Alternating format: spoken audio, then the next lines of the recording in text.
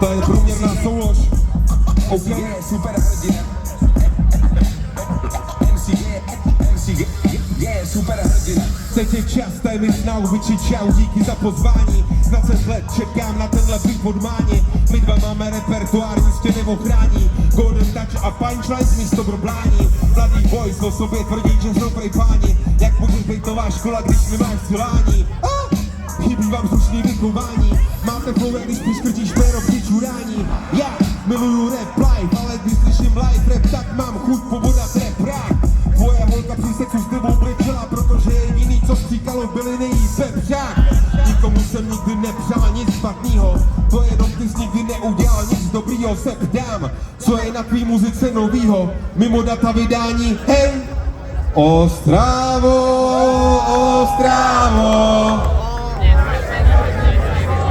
Super, krásný, mezi dvěma kostelama stojí přídek místek. Poslala mi moje milá z Ameriky lístek.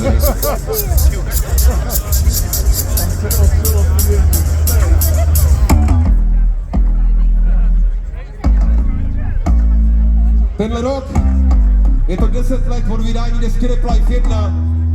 Tenhle rok vydáváme s Prudencem novou desku. Těšíme se na to. A vy? Já jo. Úžasný, díky moc.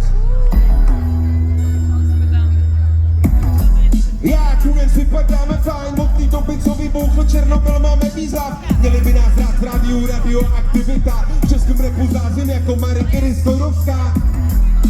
A skáčem z okna na ženský. Jana Moskovenský je mrtvej, teď jsme tu my. Učíme děti poslouchat rapy, mlátit holky do hlavy a týrat psy. Obyčejní kluci, co mají svoje sny, o tom, že se jednou probudíme na